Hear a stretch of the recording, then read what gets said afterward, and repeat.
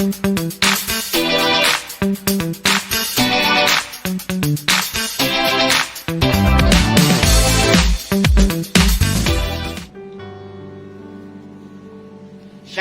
shalom, selamat pagi Bapak Ibu, Saudaraku yang dikasihi Tuhan Yesus Kristus. Apa kabar Bapak Ibu, Saudaraku yang dikasihi Tuhan? Biar damai sejahtera Allah Bapa, cinta kasih daripada Tuhan kita Yesus Kristus, penyertaan daripada Roh Kudus senantiasa limpah atas kita. Anda dituntun oleh Tuhan, kita dipulihkan oleh Tuhan juga, dan kita diberkati juga karena berjumpa kembali bersama dengan saya dalam renungan pagi Word of Wisdom. Biar renungan ini hadir buat Bapak Ibu saudara sekalian sebelum kita melakukan aktivitas sehari-hari. Mungkin Anda mau pergi ke kantor, Anda mungkin mau pergi ke ladang, mungkin Anda mau berbisnis, bahkan mungkin mau mengajar dan pelayanan.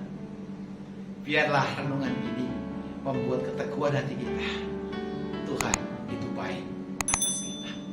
Bapak Ibu saudara dikasihi Tuhan Yesus Kristus, tentu sebagai manusia kita bangga dihargai oleh orang lain. Tentu sebagai manusia kita bangga ketika orang menghargai, baik itu pencapaian, keberhasilan, mungkin karya kita. Sebagai manusia tentu kita bangga kalau apa yang kita kerjakan berdampak positif bagi banyak orang.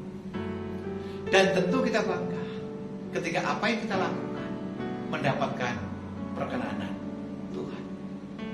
Tetapi yang menjadi masalah saudara yang dikasihi Tuhan Yesus Kristus, ketika kebanggaan itu hilang karena tidak ada penghormatan, terlebih ketika ada dalam kematian, ini perkara yang sangat serius. Ketika penghormatan, penghargaan, perkabungan yang seharusnya dilakukan oleh orang yang kita tinggalkan, semua tidak dilakukan karena kesalahan yang kita buat, karena dosa yang kita perbuat, karena sesuatu yang kita lakukan jahat. Ini persoalan serius. Dan tentu kita melihat ada di sekitar kita. Saya berdoa Bapak Ibu Saudara dikasihi Tuhan Yesus Kristus, yang ada dalam perenungan pagi Word of Wisdom, kita tidak hanya hidup benar, tidak hanya menjalaninya dengan baik, tetapi kita menanamkan nilai-nilai kebaikan, nilai-nilai kebenaran, sehingga saatnya kelak kita dipanggil Tuhan, kita pun tetap dihormati dan dihargai oleh orang-orang yang ditinggalkannya. Kita lihat satu ayat, bagaimana penghormatan yang sangat kontraproduktif, tidak ada lagi harga pada seorang raja yang meninggal. Kita lihat 2 Tawarin pasal 26 ayat yang ke-23. Demikian bunyi firman Tuhan. Kemudian Uzia mendapat perhentian bersama-sama dengan nenek moyangnya, dan ia dikuburkan di samping nenek moyangnya. Sampai di sini tidak ada yang salah. Tetapi ayat berikutnya di mana? Di ladang. Dia dikuburkan di ladang dekat pekuburan raja-raja, bukan di pekuburan raja-raja, karena ia berpenyakit kusta, kata orang. Seorang raja yang berkuasa 42 tahun, seorang raja yang punya pasukan yang luar biasa, seorang raja yang bisa menginvasi negara lain dan menaklukkan pasukan lain, seorang raja yang dielulukan waktu berkuasa, tetapi karena penghukuman Tuhan yang bentuknya kusta, memang dimakamkan di komplek raja-raja, tetapi di ladang. Apa ladang di sini artinya? Tempat yang tidak terhormat, tempat yang tidak dihargai, tempat di mana tidak selayaknya seorang raja ditaruh tempat itu.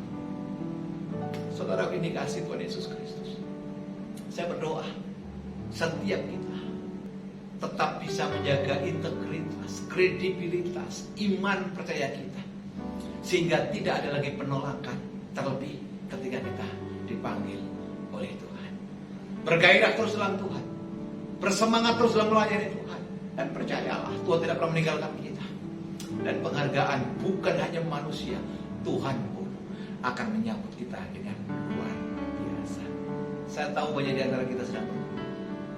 Saya tahu persis banyak di antara kita sedang mengalami satu masalah. Tapi satu hal saya mau ingatkan, di dalam Tuhan tidak ada yang mustahil. Kita datang kepada Tuhan, kita berdoa, dan biarlah perkenan Tuhan senantiasa turun atas kita. Bapa, di dalam nama Tuhan Yesus Kristus, terima kasih buat peringatanmu pagi ini atas kami di dalam 2 Tawarikh pasal 26 ayat yang ke-23. Itu membuat kami waspada, membuat kami mawas diri, membuat kami menyadari bahwasanya kami tidak boleh kendor, kami tidak boleh lengah, kami tidak boleh hidup sembarangan, supaya penghukuman, supaya sesuatu yang kontraproduktif tidak terjadi atas kami. Materaikan firman dan bela kami hidup seturut dengan tuntunan dan kehendak terjadi atas kami. Di dalam nama Yesus kami berdoa dan mengucap syukur. Amin.